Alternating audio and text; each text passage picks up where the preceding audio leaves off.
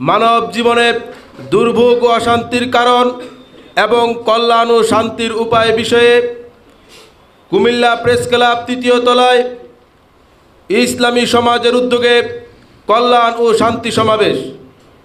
শান্তি সমাবেশে এ পর্যায়ে আপনাদের সম্মুখে গুরুত্বপূর্ণ আলোচনা পেশ করবেন সিলেট বিভাগের সম্মানিত দায়িত্বশীল জনাব নুরুদ্দিন আহমেদ। আসসালামু আলাইকুম ওয়া রাহমাতুল্লাহি ওয়া বারাকাতুহু।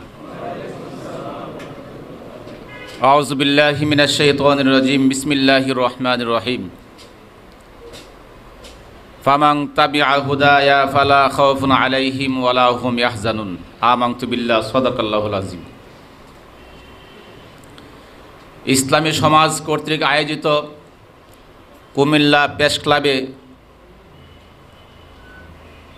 দুর্ভোগ ও অশান্তির কারণ এবং কল্যাণ ও শান্তির উপায় এই বিষয়ের ভিত্তিতে কল্যাণ ও শান্তি সমাবেশ।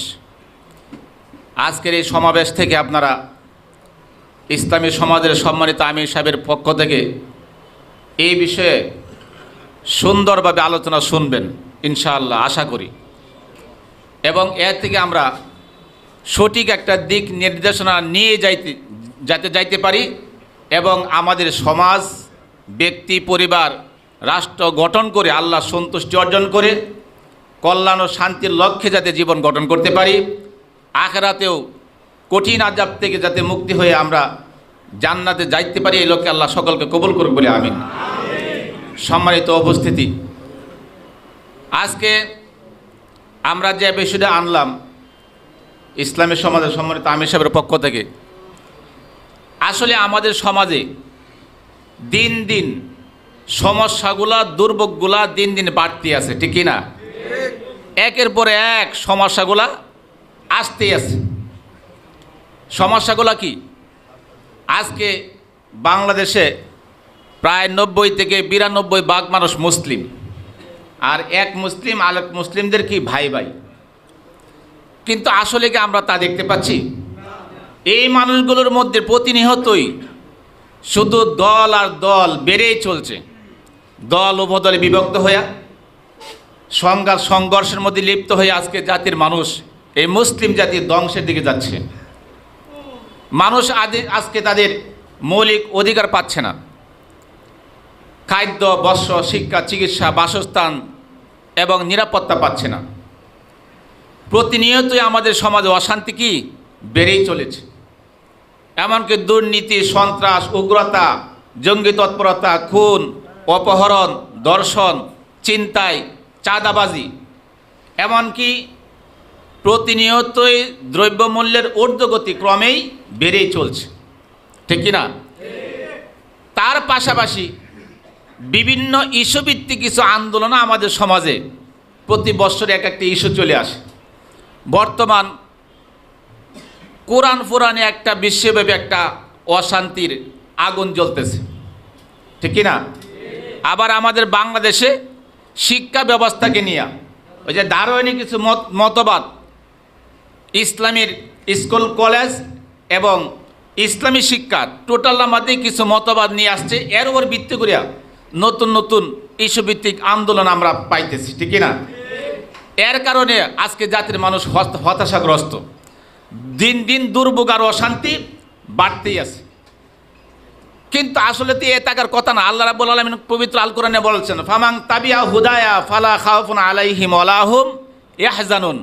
তোমরা যদি ইত্তেবা করো, অনুসরণ করো এই হুদার, অর্থাৎ এই কোরআনের এই পথের, কোন পথ? যে পথ আল্লাহ রাব্বুল আলামিন মানব জাতির কল্যাণের জন্য দিয়েছেন, তাহলে তোমাদের কোনো ভয় নাই, কোনো চিন্তাও থাকবে না।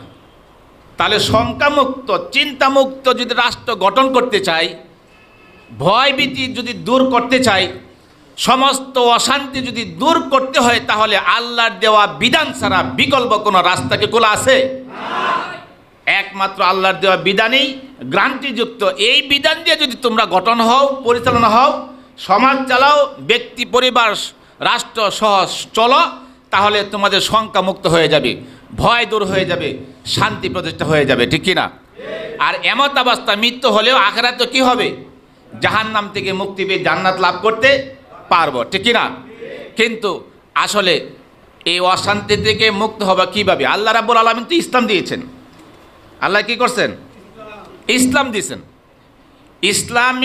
ইসলামকে অপরিপূর্ণ রাখছেন না পরিপূর্ণ করছেন? পরিপূর্ণ করছেন। তার মানে ইসলাম দিয়ে জীবন চললে আর জনলোকের কাছ থেকে নীতি নেওয়ার কোনো দরকার নাই। আব্রাহাম লিঙ্কনের নীতি নেওয়ার কোনো দরকার নাই। কার্ল মার্কস লেনিনের নীতি নেওয়ার কোনো দরকার নাই। কারণ সৃষ্টিকর্তা মহান আল্লাহ রাব্বুল আলামিন মানব জাতির জন্য কল্যাণকর জীবন ব্যবস্থা ইসলাম প্রদান করেছেন, ঠিক কিনা?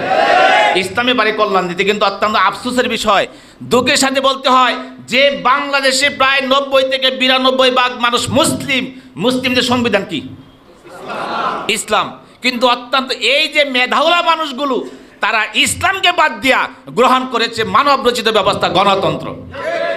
আসলে গণতন্ত্র এবং ইসলাম পরস্পর সাংঘর্ষিক না? এই যে ইসুবুদ্দকে আন্দোলন করে জাতির মানুষ করেছে, অথচ তারা জানেই না যে রাষ্ট্রে যে মানুষের ব্যবস্থা প্রতিষ্ঠিত আছে আর এই মানব রচিত ব্যবস্থা প্রতিষ্ঠিত থাকার কারণে ইসলামের এত অধঃপতন, এত নির্যাতন, এত দুর্ভোগ, ঠিক কিনা? আজকে ইসলাম থেকে মানুষ বহু দূরে সরে গেছে। ইসলাম দেয়া জীবন গঠন করলে অবশ্যই শান্তি হবে। গ্যারান্টি কে দিচ্ছেন? আল্লাহ গ্যারান্টি দিচ্ছেন। তাহলে আজকে ইসলাম ছাড়া মানুষের যদি ব্যবস্থা গ্রহণ করবেন, অশান্তির রাস্তায় চলবেন, আবার শান্তি চাইবেন, এটা কি কখনো হবে? তাহলে এই ইস্যুভিত্তিক আন্দোলন করার মাধ্যমে আসলে তাদের কাছে আমিও সুস্পষ্ট জানাই দিতে চাই, এই যে এই বিষয়গুলোর মধ্যে যাদের কাছে আবার দাবি জানান, শাস্তির জানান, আচ্ছা তারা কি ভালো? তারা তো টোটাল কোরআনটাই বাদ দিয়ে দিয়েছে, মানুষের ব্যবস্থা গ্রহণ করে ফেলছে। অথচ ইসলাম এবং মানব ব্যবস্থা পুরাটা কি সাংঘর্ষিক বিষয়। গণতন্ত্র মানলে ইসলাম মানাই হয় না, ঠিক না? গণতন্ত্র মানলে ঈমান থাকে না।